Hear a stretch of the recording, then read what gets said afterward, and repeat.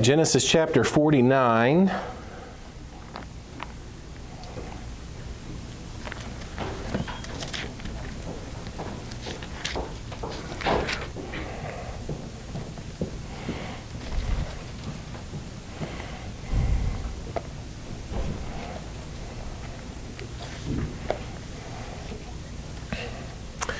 We are through all of the sons of Jacob and Leah. And then in verse number 16, where we'll start today, we're going to talk today about Dan, the tribe of Dan, the words that were given here to that son. Genesis 49, verse 16, Dan shall judge his people as one of the tribes of Israel. Dan shall be a serpent by the way, an adder in the path that biteth the horse heels, so that his rider shall fall backward. So with Dan, we're going to talk about danger and discernment. Danger and discernment. And that's what you think of when you think of a snake, right? Positively, that craftiness, that strategy, that discernment, right? That being wise as serpents. But then you also think of danger. There's been an enmity from the fall toward serpents, and they are a great picture of danger and trouble. Now, if your dad were to call you a snake in the road, you would probably take it as an insult only, but there's more to it than that. There's more to Jacob's prophecy than just, calling him a snake negatively. But kind of let's talk about that here this morning. Number one, Dan the judge. Okay, Dan the judge. It says in verse number 16, Dan shall judge his people as one of the tribes of Israel. Now, if you'll turn back to Genesis chapter 30, we have the story of Dan's birth.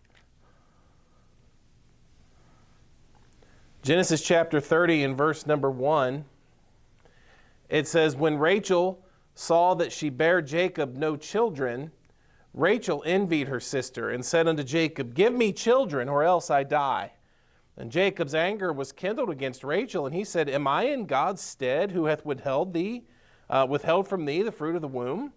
So she said, behold, my maid Bilhah, go in unto her, and she shall bear upon my knees, that I may also have children by her. She gave him Bilhah, her handmaid, to wife, and Jacob went in unto her. And Bilhah conceived and bare Jacob a son.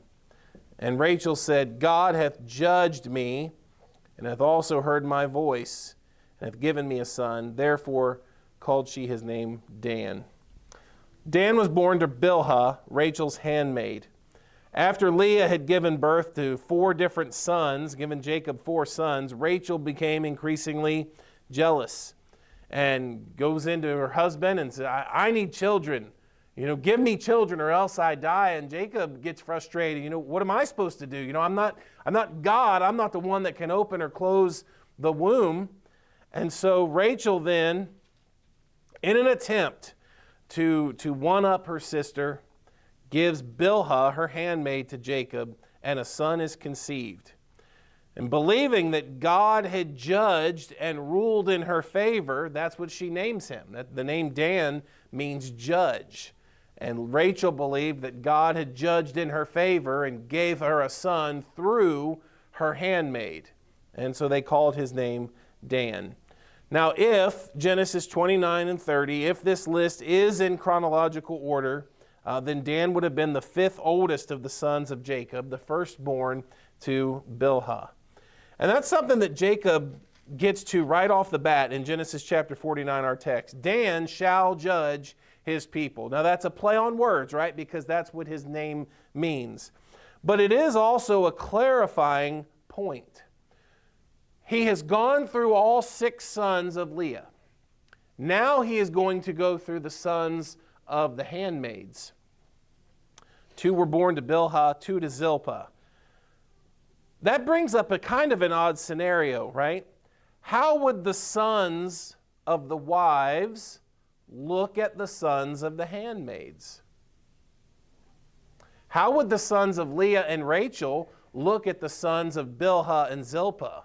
Are they lesser sons? Are they not as important sons because they weren't born to the wives? Would they look at them as true brothers? Would they be looked at as real heirs of the family? You know, that kind of stuff was worrisome in this old system. If you go over later to the book of Judges and you look at Judges chapter 11, there's a story there about Jephthah. And Jephthah, because he was born to a harlot, his brothers kicked him out and basically threw him out of the family and said, you will not inherit with our father.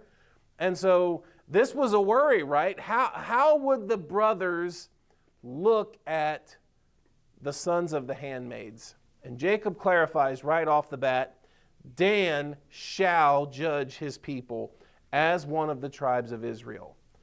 The sons that were born to the handmaids were not going to be considered lesser sons. They would be considered full tribes of Israel. They would belong. They would have their portion.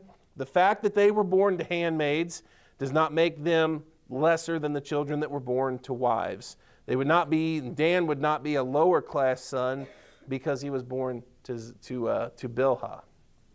So getting to the children of the handmaids, let's clarify that first of all. They are not lesser sons.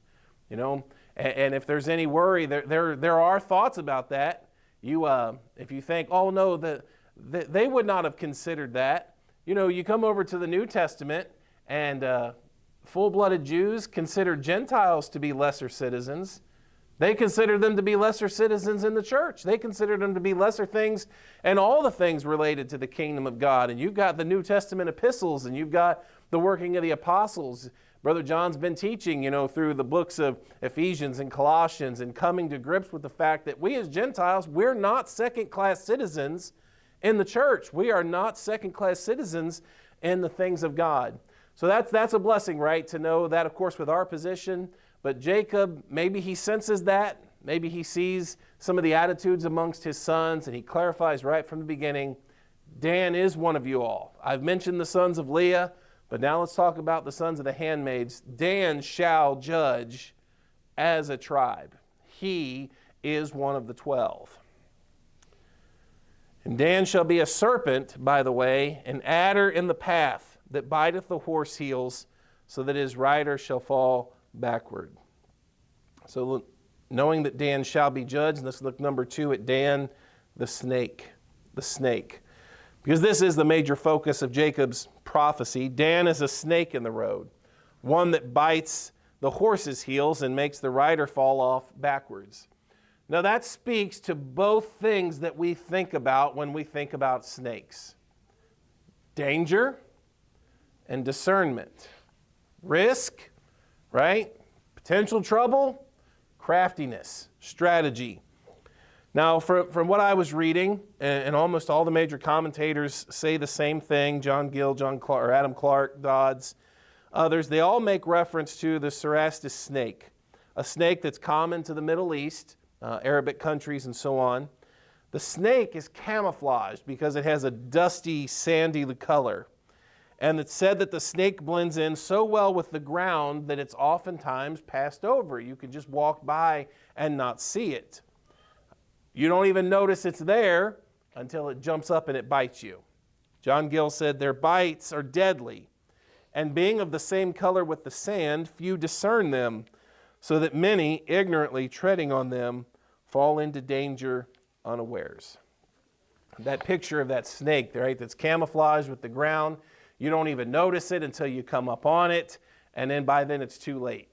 It's sunk its teeth in, it's bitten you. Dan is a snake in the path. Known for craftiness, that strategy, and he can be dangerous. He can be very dangerous. You guys remember who's the most famous person from the tribe of Dan? He's known for his craftiness. He's known for his strategy. He's a man by the name of Samson. So turn over to Judges chapter 13.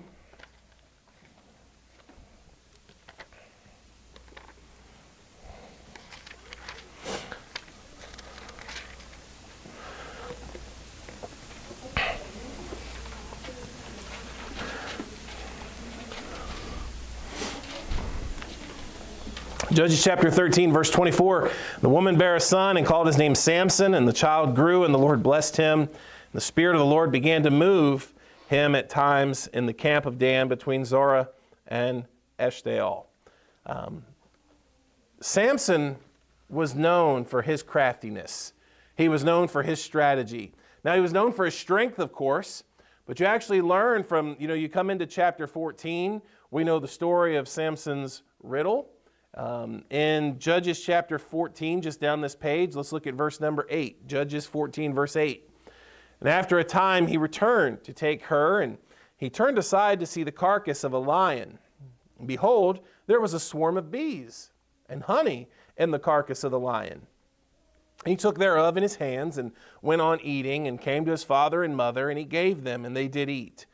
But he told not them that he had taken the honey out of the carcass of the lion. So his father went down unto the woman, and Samson made there a feast, for so used the young men to do. It came to pass, when they saw him, that they brought 30 companions to be with him. Samson said unto them, I will now put forth a riddle unto you. If ye can certainly declare it me within the 7 days of the feast and find it out, then I'll give you 30 sheets and 30 changes of garments. But if ye cannot declare it me, then shall ye give me 30 sheets and 30 changes of garments. They said unto him, Put forth thy riddle, that we may hear it. And he said unto them, Out of the eater came forth meat, and out of the strong came forth sweetness. And they could not in 3 days expound the riddle. So we all know of Samson's riddle, right? Where one day he walks along, he finds a nest of bees and honey in the carcass of a lion. Now obviously Samson you would not assume that. Even with the riddle as it was given, you wouldn't assume like, where do you get meat and sweetness, right? Is there a certain animal that you would get that out of? Is there a certain plant that you would get that out of? Like you can see how after 3 days, you could rack your brain over this for a while and never actually grasp what the answer would be. Only Samson was privy to the information that, out of the carcass of a lion, he found a nest of bees and honey there. They're never going to get this. This is something you would never guess, because you would never think that, if you stumble upon, a dead possum out there, you're going to find, something sweet and tasty, right? I guess maybe down south they do, but I kid about that. Crafty, right? He's strategic. He's got a little bit of wit to him, but he's also got a little bit of kind of conniving in a way, right? This isn't really, let's face it, this isn't really the most honest of riddles, right? If I give you a question and let's wager, you wager $30 and I wager $30, and you have to tell me the answer to the question, and I give you a question that there's no reasonable answer to, that's not incredibly honest, right? It's a little misleading. It's a little crafty, The serpent was more subtle than any beast of the field. There's some craft there, and there's some danger there. Verse number 15, we'll just keep reading here. It came to pass on the 7th day that they said unto Samson's wife, Entice thy husband, that he may declare unto us the riddle, lest we burn thee and thy father's house with fire. Have you called us to take that we have? Is it not so? Now this is kind of intense for a wager of 30 garments and 30 sheets, right? There's more to it than this, right? We're talking about people that feel humiliated. We're talking about people that feel embarrassed. And they go to Samson's wife and we need you to find out the answer to that riddle for us. And if you don't, we're going to kill you and your family, right?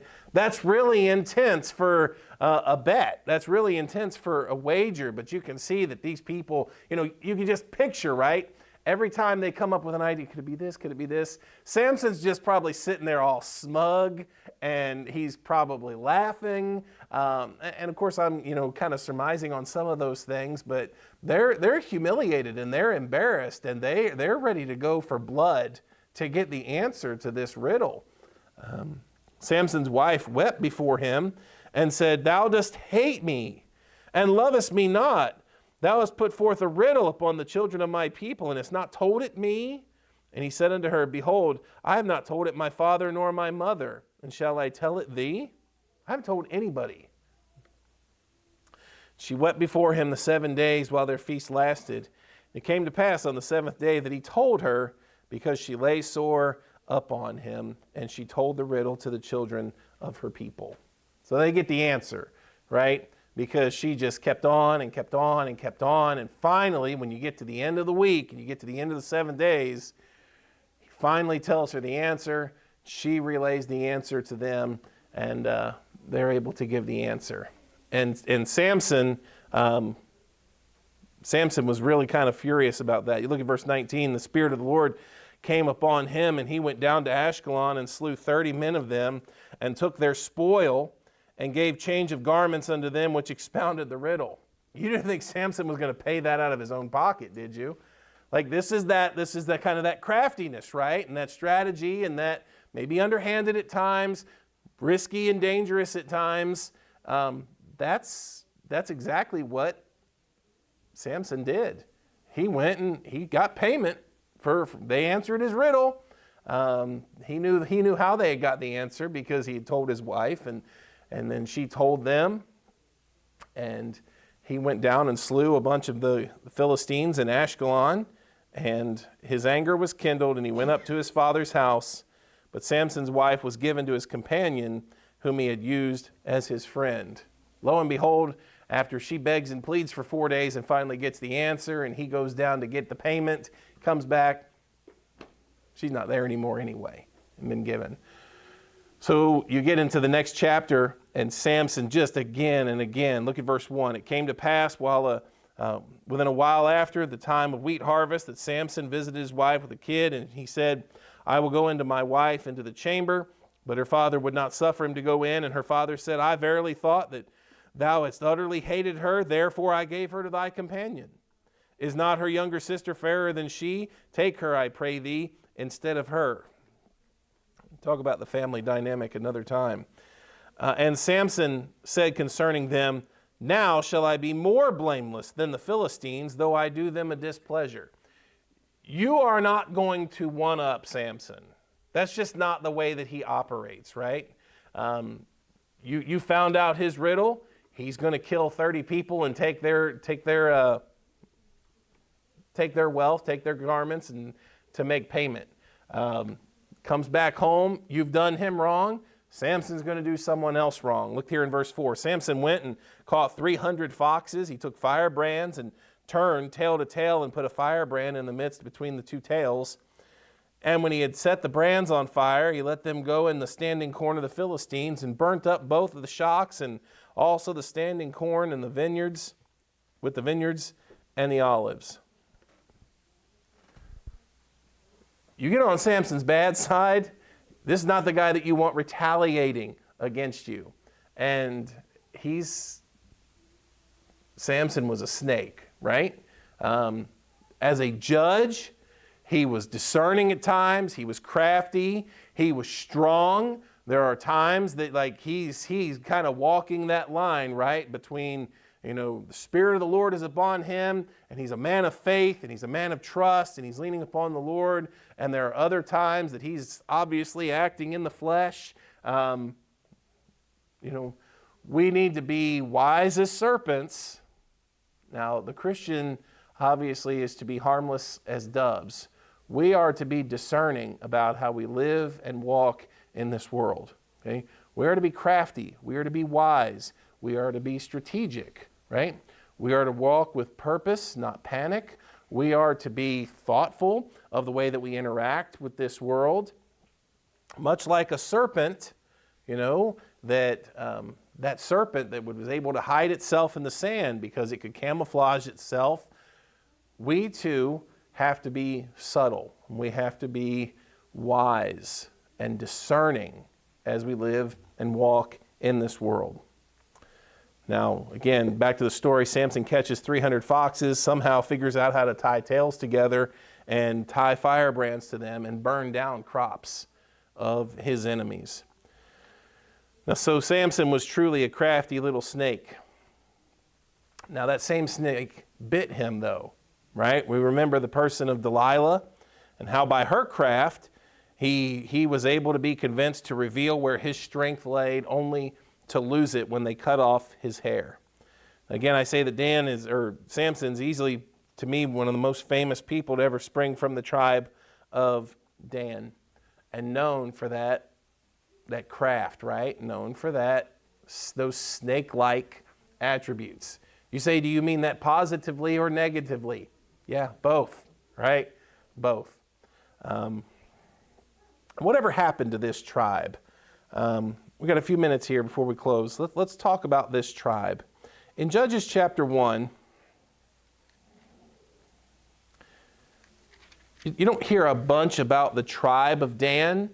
After the book of Judges, when the word Dan is mentioned, it's almost exclusively mentioned with regard to the city of Dan and the place where idolatry sprang, right? We remember when Jeroboam split the kingdom, he put false idols, he put graven images, golden calves in Dan and Bethel, right? He did not want people going to Jerusalem, so he set up his golden idols in Dan and Bethel. That's usually from the rest of the Old Testament, when you hear the term Dan, it's not always referring to the tribe of Dan, it's mostly referring to that city. They were the ones that set that up.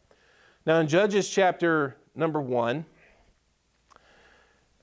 Joshua chapter 19, we've read before, that deals with the portion of land that was given to each tribe. When you read Joshua chapter 19, there's a lot of cities mentioned there, so I won't go there. I'll just tell you, when Dan was given their portion, they weren't completely satisfied with it. They said it's too small. So they went about trying to attack other cities and expand their land. The problem with that is, Judges chapter 1, verse 34, it says, the Amorites would dwell in the mountains and here, the Mount Heres and Aijalon and Shaalbim. Yet the hand of Joseph prevailed, so they became tributaries.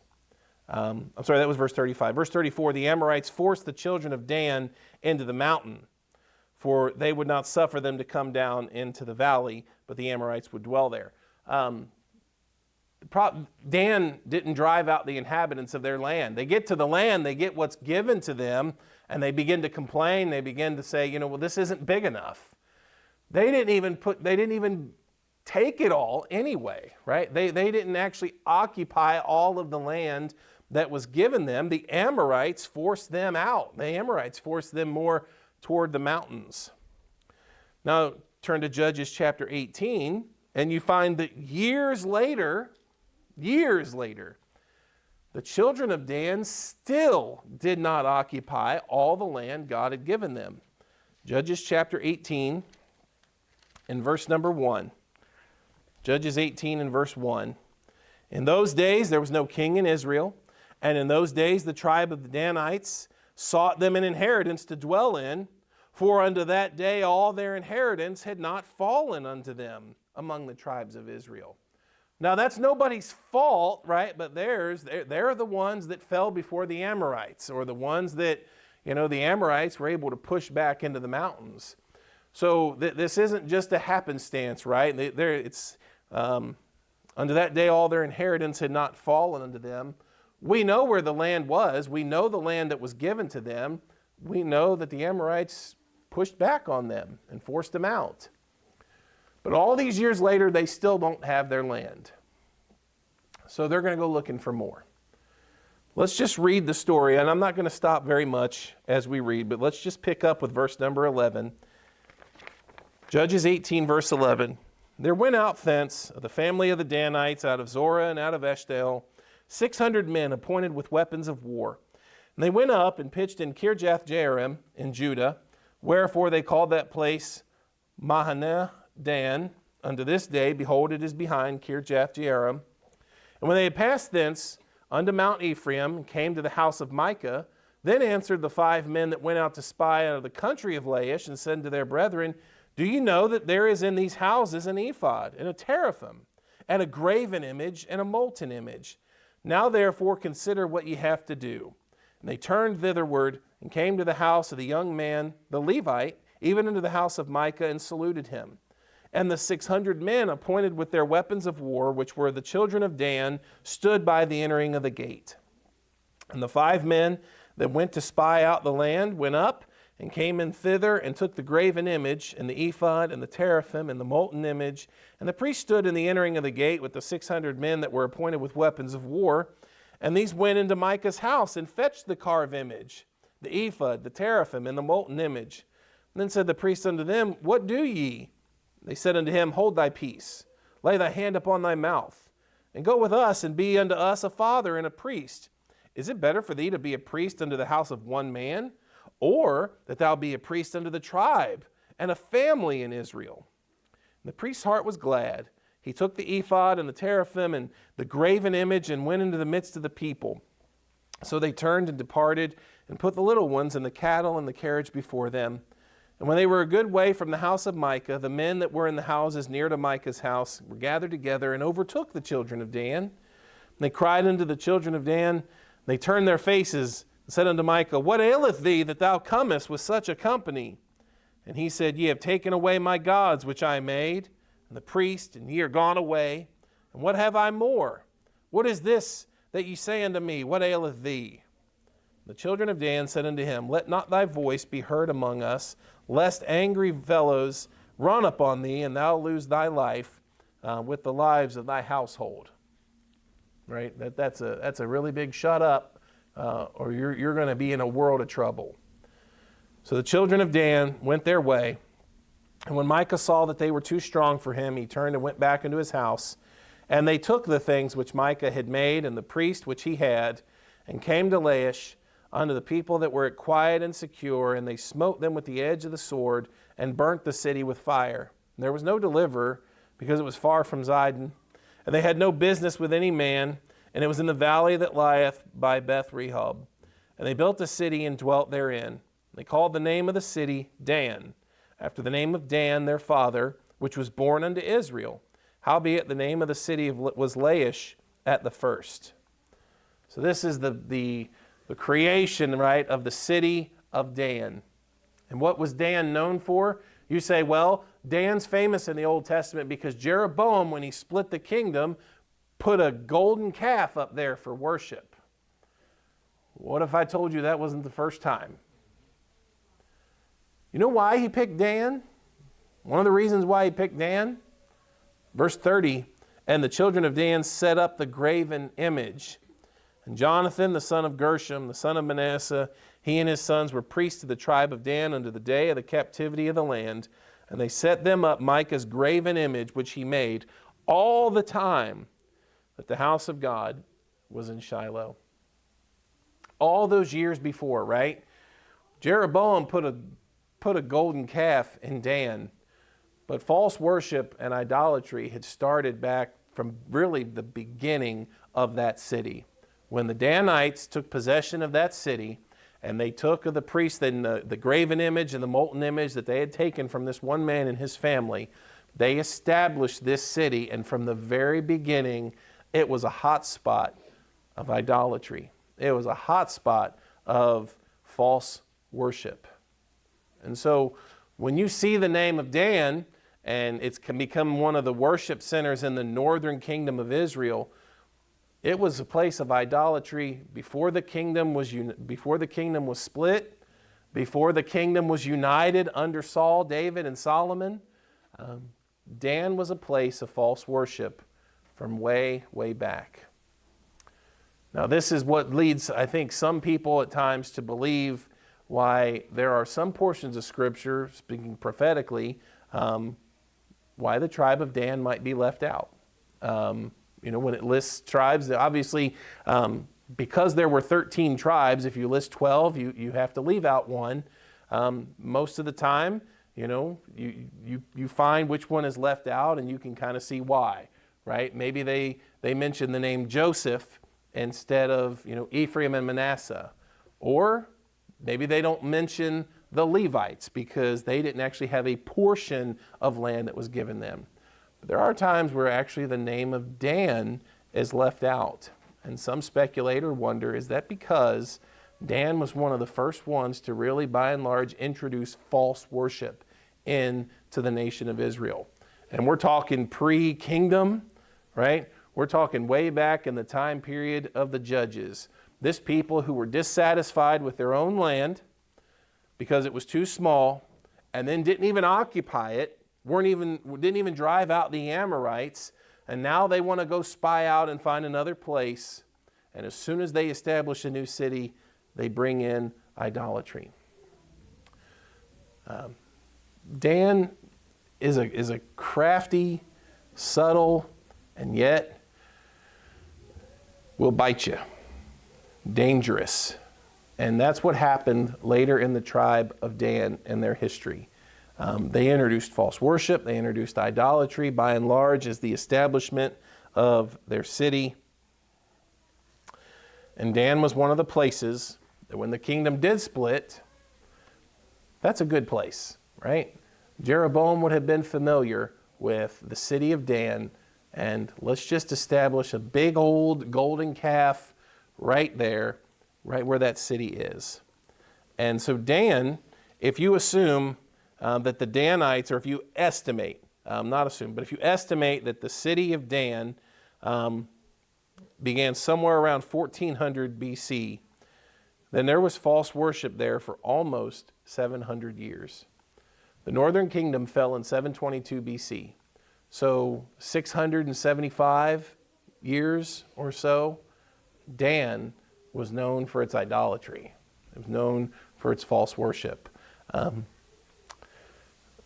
Brother John's mentioned before, and I've mentioned before, verse number 1 kind of encapsulates it all, right? In those days, there was no king in Israel.